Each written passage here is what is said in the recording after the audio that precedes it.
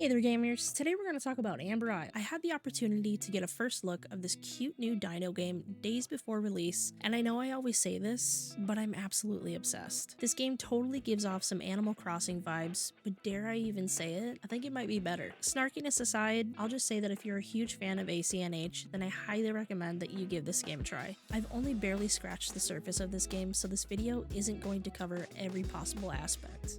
Nobody wants spoilers, right? But I am going to cover my first impressions so far.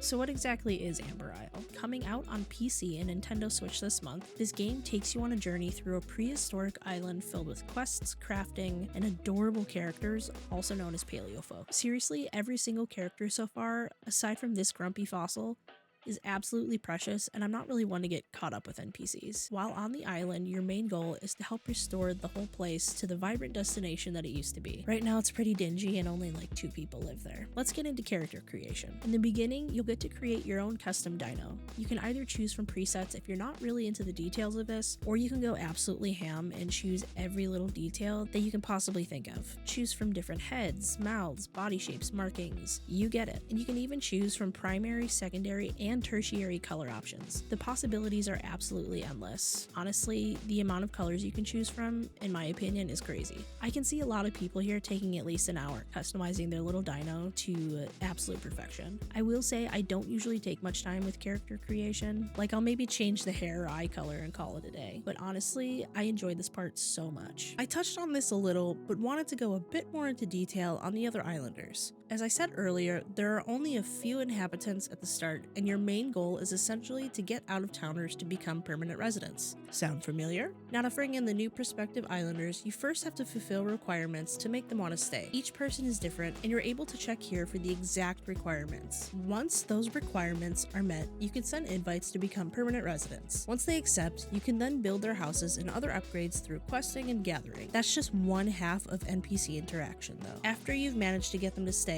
then you can start working on friendship. You can do this by having daily discussions, gift giving, and even having them hang out with you as you chop, mine, and dig. Boosting friendship levels unlocks friendship rewards, including perks and items. Make sure you're studying up on this menu because it gives a ton of useful information like the times of day that they're active, their traits, birthdays, likes and dislikes, all of which you'll learn through interactions and honestly trial and error. Kinda like Stardew Valley. Alright, enough about the people talk. Let's talk about the real moneymaker, your very own shop. This is a huge part of the game and is the main way that you'll be making all of that amber. From the get-go, you'll start with a rundown, dingy shop, and as you play, you'll unlock new shop levels that allow you to take more customers at a time, and you'll even be able to customize the look and feel of your shop by changing up the wallpapers, floors, and even adding additional table space. So you've got this shop, but what exactly are you supposed to sell? I'm glad you asked, Sally. All of the items you place in the shop will be handcrafted by you yourself. You can gather things from across the island and use those resources to make different items that you can sell. Not to mention, you can gift these items as well as place them as decorations in either your shop or across your island. The crafting here is multifaceted in this game, and I love it. If you go to your little crafting table, you can click through all of the recipes and make whatever it is you want. Once you've got your items made, you can go ahead and place them on display, set your selling price, and open up shop. Guests will come in and make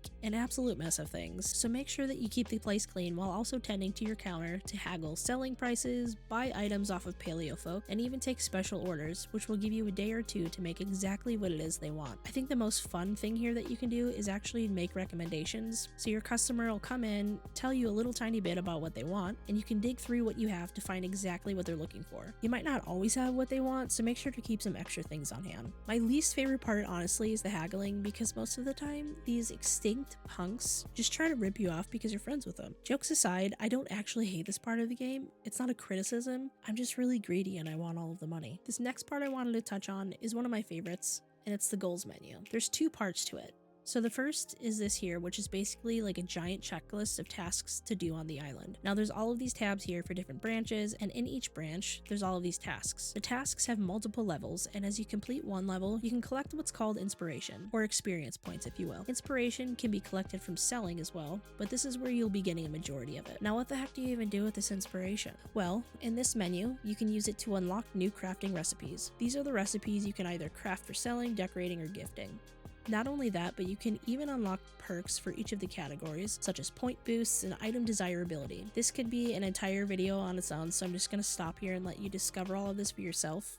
But the other thing I did want to mention is that you can use the inspiration for unlocking new areas of your map. This reminds me a lot of Dreamlight Valley in the sense that the new areas you can unlock allow you to help trapped islanders and even gather much higher quality resources to make even better items. I don't even know how I didn't talk about this next part, like first thing. This is something that I always get frustrated with in most games of this nature. There's absolutely no stamina. You can run around all damn day without running out of energy, and you can hack away at trees, rocks, and bushes and not even break a sweat. This is a huge bonus in my book, since y'all know I love to hoard my resources. You're only really limited to the amount of things you gather, since new trees and rocks won't regenerate until the next day, which honestly I can live with. There is a day and night cycle, which is really your only time restraint. The day is broken down into 4 times: morning, afternoon, evening, and night. You can only have your shop open for the first 3 times of day, leaving you with a nighttime to do gathering, chatting, or questing only. And honestly, if you want, you can stay closed all day and just use all 4 times to quest. It's absolutely up to you on how you want to spend your time throughout the day. Just know that there is a hard stop and you do have to go to bed at some point. Now, honestly, there's so much more that I actually wanted to talk about with this game. Like,